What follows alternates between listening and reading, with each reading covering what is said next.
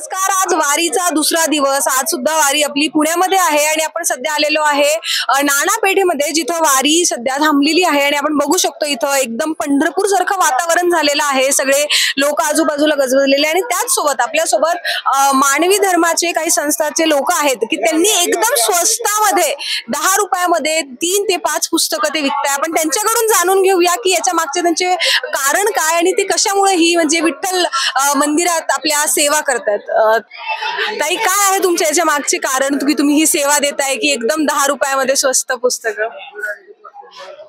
कारण की हे मानव धर्म प्रणेते सद्गुरुदेव श्री सतपालजी मला आध्यात्मिक ज्ञानाचा प्रचार करतात आणि म्हणून आम्ही हे प्रचारासाठी स्वस्त पुस्तकं देत आहोत. मात्र त्याच किमतीमध्ये मात्र स्वस्त आहेत. एक फ्री म्हणून 15 रुपयापर्यंत 10 रुपयापर्यंत. आणि आपले सगळे म्हणजे महाभारत, रामायण हे सगळे म्हणजे आपले पुस्तकं तुमच्याकडे आहे, तर तुम्ही हिंदू धर्माचा जो इतका छान प्रचार करताय तर त्याचं तुम्ही एकदा कारण सांगू शकता काय असणार आहे?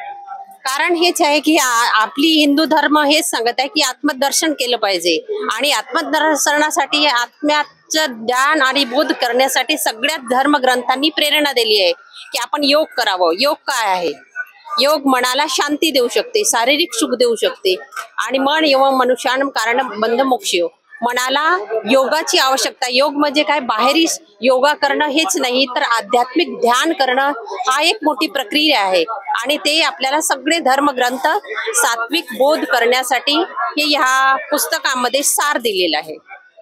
हेच आमचे सद्गुरुदेव श्री सतपालजी महाराज मानव धर्म प्रणेते अध्यात्माचा बोध करवतात. त्यांच्याच कृपेने आम्ही हे स्टॉल लावलेलं आहे.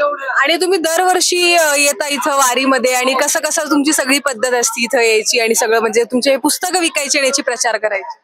आम्ही प्रत्येक वर्षी ह्या ठिकाणी लावत असतो स्टॉल. कारण की हे 40-45 वर्षापासून या ठिकाणी स्टॉल लावलेले जाते.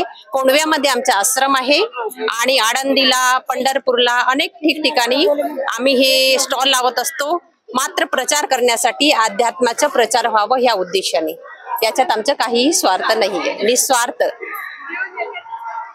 तुम्ही बघताय की सध्या जे भाऊक आहेत ते आपले सुंदर असे म्हणजे सेवा करण्यामध्ये लागलेले आहे. अजून वारी आपल्या पुण्यातून निघणं बाकी आहे, ते तर आपण नक्कीच बघूया. तोपर्यंत मी मृदुला नाळे, न्यूज डॉट्स पुणे.